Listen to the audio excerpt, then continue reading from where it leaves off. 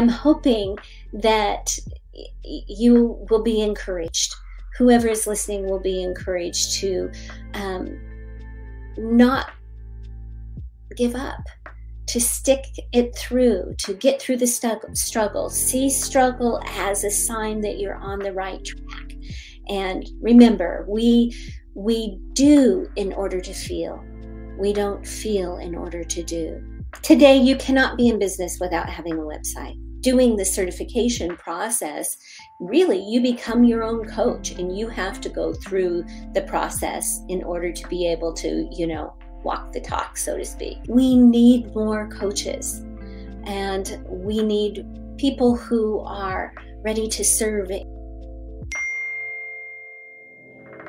Hi, my name is Daria and welcome to Introvise, and I would like to remind you that Introvise is all about inspiration, tech and business.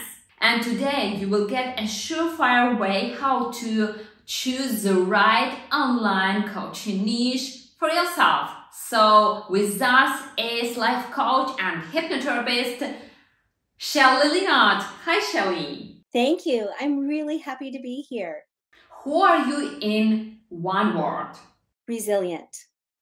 I have had the privilege of having an extraordinary life with lots of different lifestyles, from a very traumatic and impoverished childhood and young adulthood to having had it all and then starting all over at 52. So this has provided me with that ground to become incredibly resilient, and I feel like that's the best gift of all. The coaching business for you is? Yeah, well, I help empower individuals to be healthier, happier, and more successful in their lives. How did you find this niche for you? Wow, that's a really great question. Actually, I did not. I hired somebody to help me identify, and I don't know that I would really call this a niche because it includes so many aspects of life. I treat life coaching and every person very holistically. So in that way, I'm coaching areas of health, relationship, career, small business, as well as how to help them navigate their own inner world and the rest of their most important relationships in their life. So that's kind of a loaded question for me, in that, yes, it is not necessarily one single niche. I'm covering a couple, if that makes sense. But the answer to your real question is, I hired someone that really understood SEO. And because the bottom line is you have to be findable, right?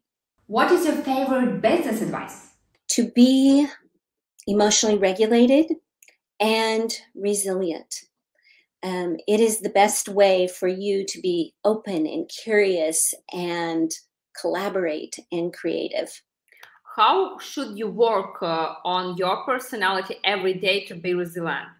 Again, that's to work on my personality, to be the best person, to be aligned with my values, to be sincere and authentic and genuine. And that's by really knowing what you want, what you won't do, and what you're willing to do in life. What is your favorite time management advice? Block times to really focus on where your energy is best, and make sure you set yourself up to do the things that are the hardest in those block of times where you have the best energy. And how to understand it, that you are in the right energy? Well, I think that comes from really understanding when you're dysregulated from when you're regulated. Ideally, when we want to do something that's difficult or challenging, our goal is to be in flow state if we are seeking to be creative and problem solve. Otherwise, we want to be able to identify a particular goal and stay focused on it. So we want to be able to be calm and have access to all of our resources. So it's learning how to modulate those inner states of our being for us. And I will tell you that takes awareness and practice. Every day, I think. Yeah. Yeah, uh, throughout the whole day. It's practice, practice, practice. How did you find the first client?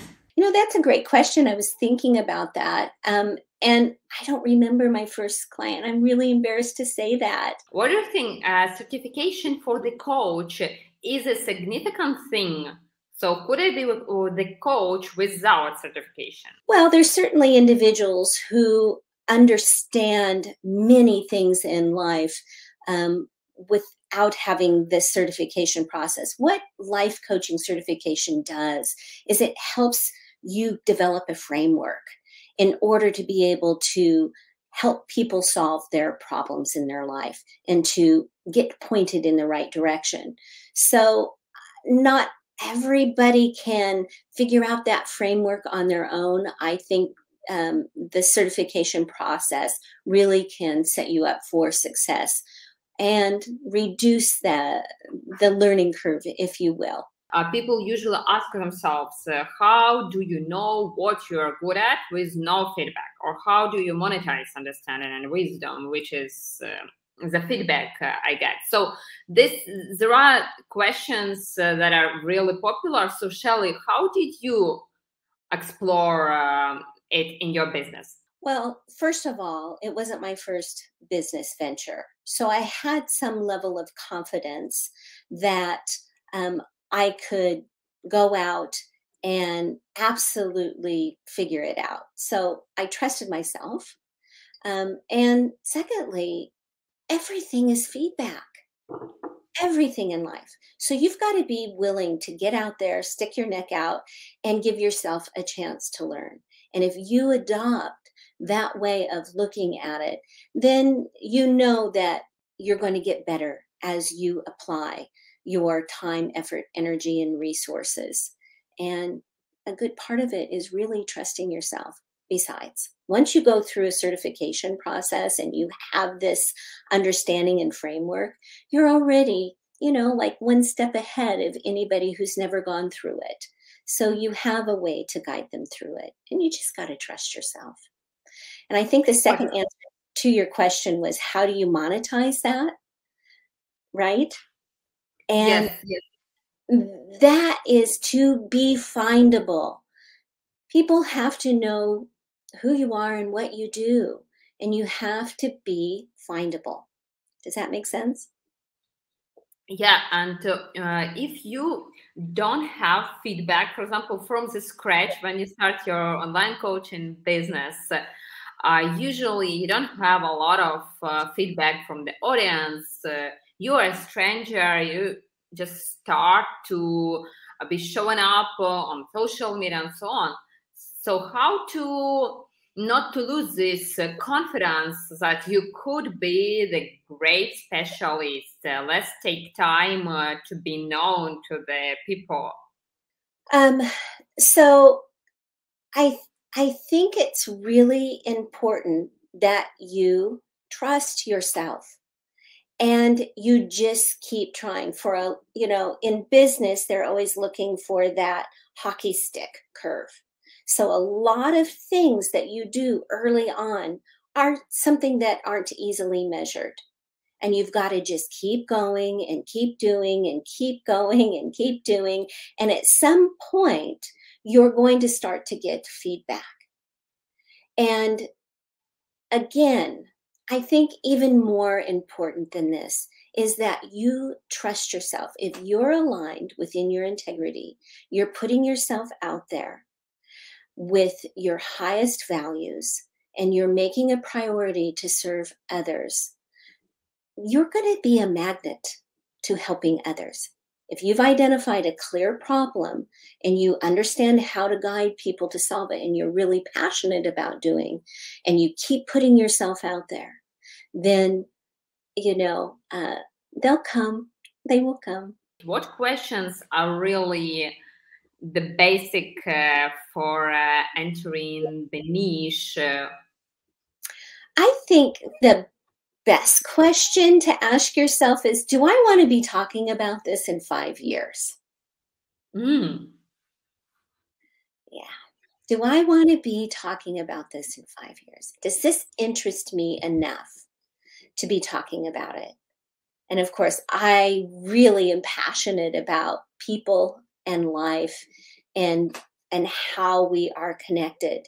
And I can never see a time when I will be bored with this topic, or when it doesn't interest me, or when, I mean, we're so fortunate to have so many different points of view in helping us to understand our human condition. If you could start coaching business all over again, what will be you do definitely another way? Would you change something? I would trust myself so much more and listen to myself more. You know, Ah, looking back, I, was a little insecure because it was so new for me. And I would often listen to my husband at the time. And now looking back, I can see where I was really on the right path. I had great instincts, and I should have just really trusted myself more. sometimes what are you passionate about couldn't mm, give you any income. So how to balance it?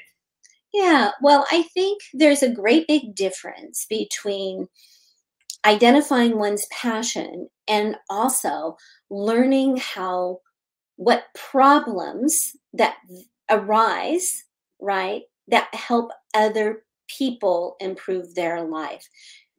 Again, going to people's pain points, right? You want to be able to help people solve a problem in their life and relieve themselves of this pain and this discomfort. That's marketing 101. And it's really important that you have a fundamental understanding that what you do has to translate into helping people solve a problem and relieve the pain point. Does that make sense? Yeah, yes, that's really great things that you told me. Yeah. What would you suggest for the coaches to be findable? What are the three things they should do? Yeah, obviously, today you cannot be in business without having a website. You just you have to invest and spend the money in having a good website that is SEO optimized so that people can find you. Secondly is, be in your community.